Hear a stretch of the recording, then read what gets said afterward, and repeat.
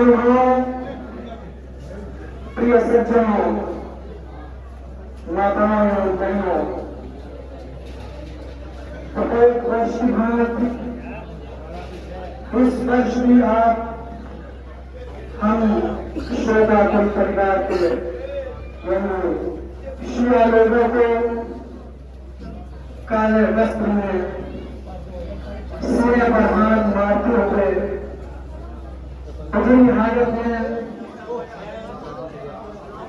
या हुसैन की सभाएं बुलंद करते हुए देख रहे हैं और सुन रहे हैं। ये हुसैन कौन है, हुसैन की जंग किससे हुई, ये टॉपिक अपने आप में बहुत अहम है। हुसैन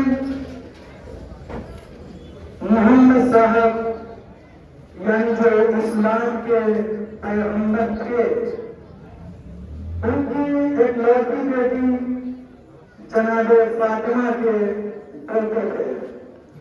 हुसैन इस्लाम के पैगंबर मोहम्मद साहब की एक लौटी बेटी जनाब फातिमा के बेटे थे। मैं ये बता दूं कि जिस गोदी में इस्लाम का पालन पोषण हुआ, उसी गोद के पले हुए हुसैन थे। अगर मुझसे कोई पूछे कि इस्लाम मीन्स क्या होता है, इस्लाम का अर्थ क्या है, इस्लाम का माना क्या है, तो शौक में ये बताया जा सकता है इस्लाम यानी हुसैन, इस्लाम यानी नबी की नमाज है, इस्लाम यानी वो हुसैन जिसने यजीद की बैत से इनकार कर दिया। यजीद कौन है, इसकी वंशावली में बता दूं आपको। यजीद हुसैन के दादा परदादा का पाला हुआ गुलाम उमैया उसकी औलाद में है। अरब में बहुत से घराने मशहूर हैं, उन घरानों में हुसैन का घराना बनी हाशिम के नाम से मशहूर है कि जो अपनी शराफत, सखावत, मानवता, इंसानियत के लिए पूरे अरब में मशहूर है। और यजीद जिस वंशावली से ताल्लुक रखता है वो खबासत, बुराई, हर तरह के ऐब, झूठ, फक्कार, मक्कारी, अयारी, शराकारी, तमाम बुराइयों के लिए इसका खानदान पहचाना जाता था पूरी दुनिया में।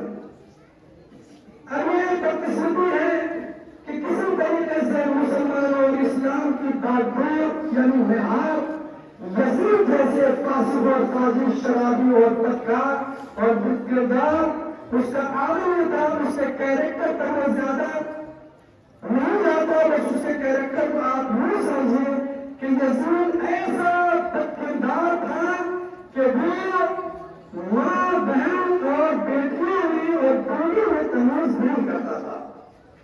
शराब, कबाब, आम उसके यहाँ जो धार्मिक हुआ करते थे उनका मजाक उड़ाया जाता था। बंदरों से खेल आम का वो समझने के तमाम बुराइयां यजीद बनाने इस्लाम करता था, बनाने क्यों करता था।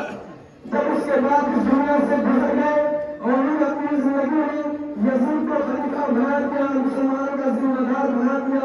जबकि हुसैन के बड़े भाई हसन से इस बात पर उसकी जरूरत हुई थी कि तू अपने बाद अपने फासिक और फाजिल बदकिरदार बेटे यजीद को अपने जानशीन नहीं बनाएगा, लेकिन उसने इसको कमाल किया।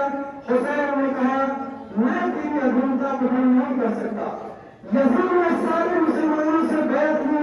और आप समझ सकते हैं, आपको इस बात से खुद अंदाजा हो जाएगा कि हुसैन ने यजीद किस निगाह से देखता था। आपसे इस बात पर कहना चाहता हूँ, जब यजीद की बैत दुनिया के तमाम उस जमाने के मुसलमानों ने कर ली थी, सिर्फ एक हुसैन का इनकार था। बैत तो होता है, यानी यजीद का ही मुतालबा था कि हुसैन आप हमारी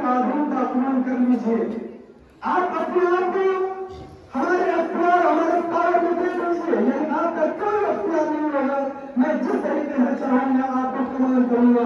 حسین نے کہا یہ نہیں ہو سکتا. تو جب سارے دنیا کے مسلمانوں نے یزید کی بیعت کر لی تھی, صرف ایک انکار حسین کا, تو یزید نظر انداز کر دیتا کہ چھوڑو, سارے دنیا کے مسلمانوں نے بیعت کر لی, ایک حسین کا ہی تو انکار ہے. لیکن یزید بھی جانتا تھا سارے دنیا کے مسلمانوں کی بیعت ایک طرف, حسین کا انکار ایک طرف.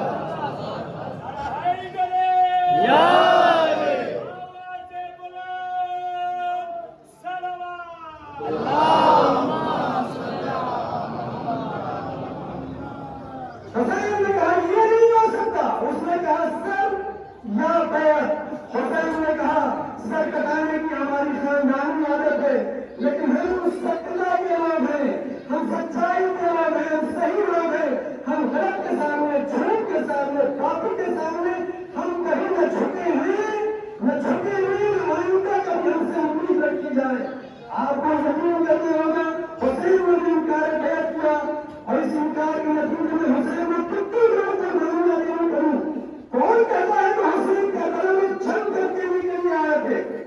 جنگ کے لیے فوج اکٹھا کی جاتی ہے, لشکر کے لیے اکٹھا کیا جاتا ہے, لیکن حسین سب کچھ آتے تھے, بار بار ڈالتے تھے کہ جنگ نہ ہو. لیکن کربلا کے میدان میں حسین آئے تو اتہاسکاروں نے جو یزیدی لشکر کی کم سے کم تعداد لکھی ہے, یزیدی لشکر کی اتہاسکاروں نے جو کم سے کم تعداد لکھی ہے وہ 30,000 لکھی ہے. کیا آپ سوچ سکتے ہیں کہ 30,000 کے مقابلے میں 72 لوگ, اور کیسے 72 لوگ جس میں بوڑھے لوگ بھی ہیں, جوان بھی ہیں, چھوٹے چھوٹے بچے بھی ہیں, 3 دن کی بھوک ہے, پیاس ہے, کیا یہ برابر کا مقابلہ نظر آ رہا ہے؟ کوئی جنگ کہہ سکتا ہے؟ نہیں. تو اس کا مطلب یہ کہ حسین کو اگر جنگ کرنا ہوتا تو مدینے سے لشکر اکٹھا کرتے, مکے سے ماروں کو جمع کرتے. نہیں, میں نے آپ کو شروع میں بتایا تھا کہ حسین کا ارتھ ہوتا ہے اسلام. اسلام کی میننگ ہوتی ہے حسین. حسین آخری سانس تک اسلام کا, امانت داری کا, مانوتا کا, منشیتا کا پیغام دیتے گئے, اور یہ اعلان کرتے گئے ہم جنگ کرنے کے لیے نہیں آئے, ہم جنگ کرنے کے لیے نہیں آئے. اور آخر میں تو یہ ہماری دھرتی کو یہ فخر ہے, ہمارے ملک کو یہ فخر ہے کہ حسین نے کربلا کے میدان میں آخری واردات ہوئی ہے. تو حسین نے کہا کہ ٹھیک ہے, اگر تم ہمارے سر کاٹی دیا بیعت تو نہیں ہوگی تو ٹھیک ہے, ہم بیعت نہیں کریں گے. ہمیں جہاں جانا ہے جانے دے, ہم ہندوستان چلے جاتے ہیں. وہاں کے لوگ بڑے بیان ہوتے ہیں, تحقیق ہوتے ہیں. آپ نے ابھی سرمائی کا موہر سنا, یہ حسین کا اس کی شاد اور قدم کی روشنی کا پورا رہا تھا. یعنی حسین نے اس بات کی گواہی دی ہے, ہندوستان کے لوگ بڑے تیار ہوتے ہیں, تحقیق ہوتے ہیں. بس اگر نظر میں شارٹ کر دوں اپنے بیان کو, سوچنے والا تھا یہ ہے کہ حسین کے مقابلے میں نہ اسرائیلیات ہے, نہ عیسائیت ہے, حسین کے مقابلے میں آنے والے کون لوگ تھے جن کی پیشانیوں پر نماز پڑھتے پڑھتے اتنے موٹے موٹے کھٹے تھے, جن کی زبان پر قرآن کی قرآن تھی. حسین کے مقابلے میں آنے والے لوگوں کی اتنی لمبی داڑھیاں تھیں, جن کی نمازیں نہیں چھوٹتی تھیں, جس کے روزے نہیں چھوٹتے تھے. تو یہ بات تو طے ہو گئی کہ حسین کی جنگ ظاہراً کسی اور سے نہیں تھی, مسلمانوں سے تھی, کلمہ گوئوں سے تھی. تو اب یہ ٹاپک سوچنے والا ہے نہیں کہ جب حسین جو نبی کی گود کے بنے ہوئے اسلام کی جیتی جاتی تصویریں آخر کلمہ گوئوں کے مقابلے میں کیوں آ گئے؟ تو حسین نے انکار کر کے بتایا نماز پڑھ کر, روزہ رکھ کر, قرآن پڑھ کر مسلمان ہونا اور ہے, اسلام کا صحیح کیریکٹر ہمارے پاس ہے.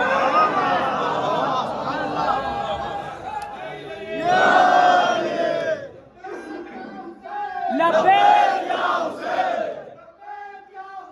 لبیک